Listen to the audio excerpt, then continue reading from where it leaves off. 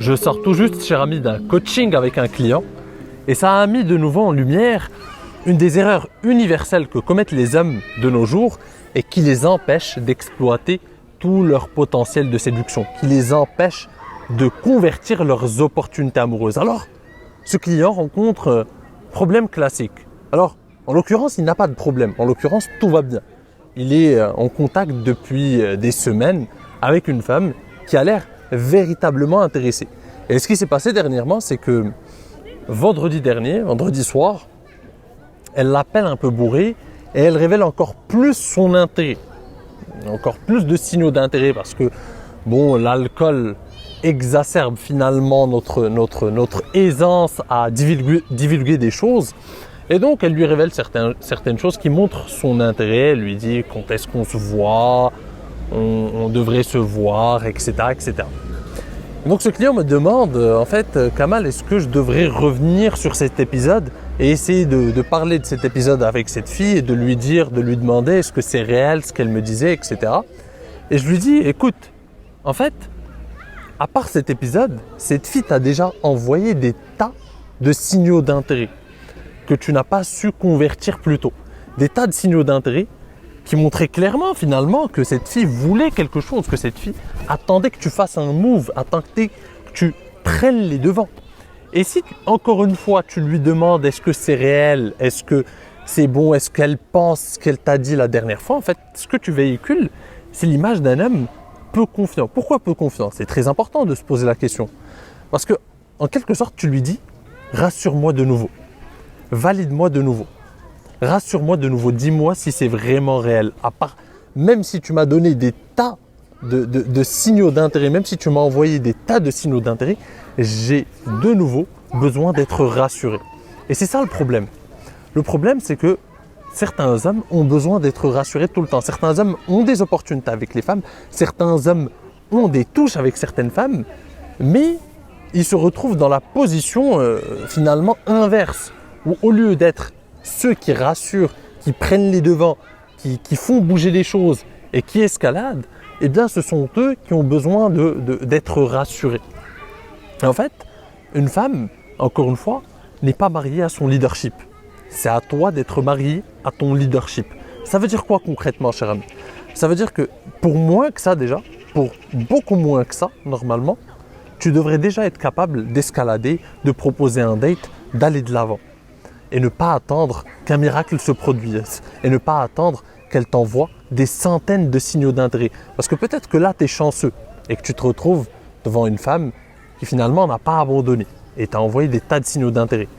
Mais énormément de femmes intéressées vont se dire au bout d'un moment, ce gars n'en vaut pas le coup. Ce gars, il n'est pas aligné avec sa masculinité. Ce gars n'est pas aligné avec son leadership. J'ai besoin de le rassurer tout le temps.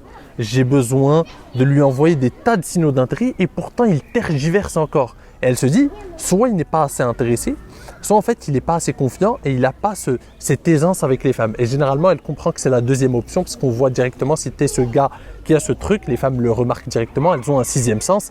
Elles remarquent très vite si tu es ce gars qui a ce petit truc, cette aisance avec les femmes, cette confiance en lui, ce leadership, ou si tu ne l'as pas. Et donc elle se dit, c'est la deuxième option.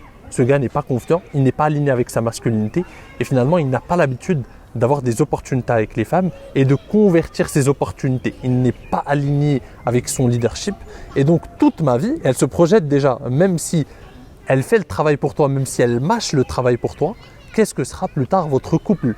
Elle devra prendre les devants tout le temps, elle devra faire preuve de leadership. Encore une fois, le leadership, c'est ta responsabilité d'homme, cher ami. C'est à toi en tant qu'homme d'être marié, d'embrasser et de chérir ton leadership et de l'utiliser. Règle numéro 1 à suivre pour tout homme, on ne délègue pas son leadership à une femme. Ton leadership, encore une fois, tu le chéris et tu l'embrasses pleinement. Et tu l'utilises, bordel. Il faut que vous le compreniez, les gars. Beaucoup d'entre vous passent à côté d'énormément d'opportunités simplement parce que vous attendez. Vous êtes passif. Vous êtes dans l'attente, vous n'êtes plus aligné avec votre masculinité.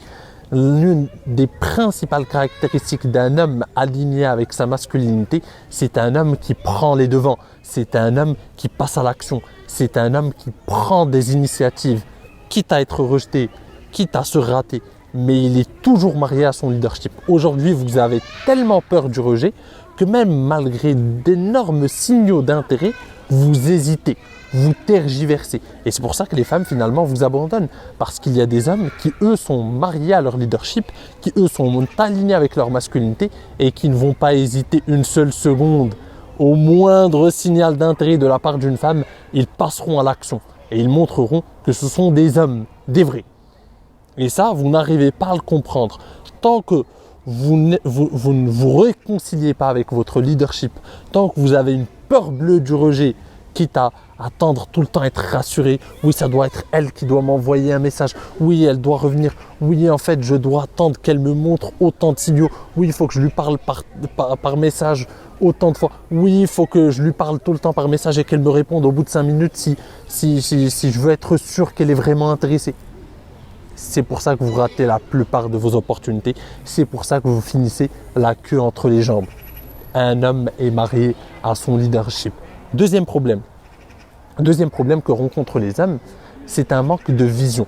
C'est un manque de propositions et d'invitations claires. Énormément d'hommes, lorsqu'ils parlent à une femme, oui, il faudrait qu'on se voit un de ces quatre. Ça ne veut rien dire. Ou bien ils vont proposer un truc, mais abstrait.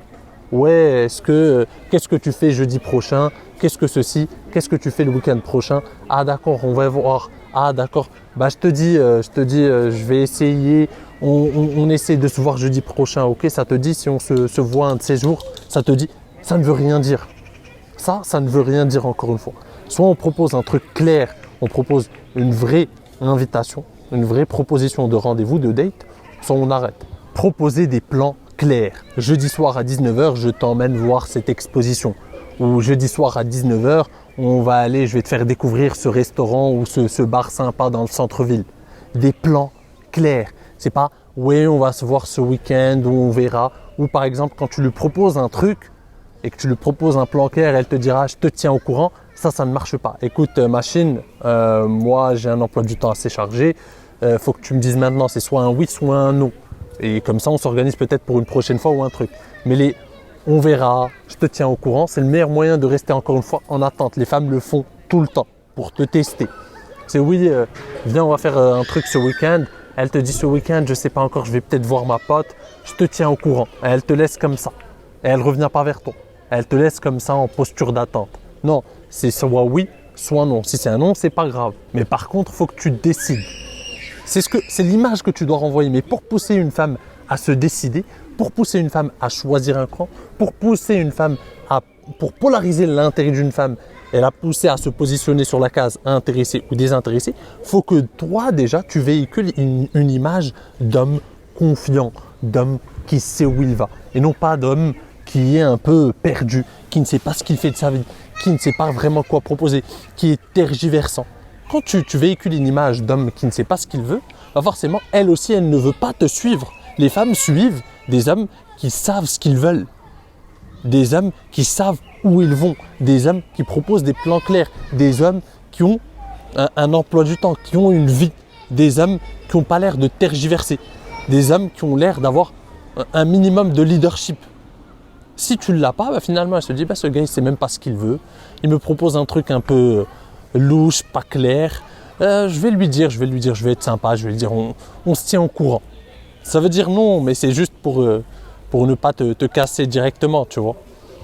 Il faut que tu comprennes ça. Si tu n'as pas encore compris ça, tu as encore beaucoup de choses à apprendre sur les dynamiques de séduction, cher ami. Les femmes ne suivent pas des hommes qui ne sont pas clairs dans leur démarche, qui n'ont pas des intentions claires, qui n'ont pas une vision claire de ce qu'ils veulent, dans tout ce qu'ils entreprennent, dans leur business, dans leur vie, dans leur travail, dans leur vie privée, dans leurs interactions avec les femmes, etc. Aucune femme ne se sent en sécurité avec un homme qui ne sait pas ce qu'il veut. Et aussi un homme qui accepte l'inacceptable, qui tolère ce qu'on ne doit pas tolérer, qui tolère finalement les tergiversations, les stratégies dilatoires d'une femme ou la novlangue d'une femme qui n'est pas intéressée.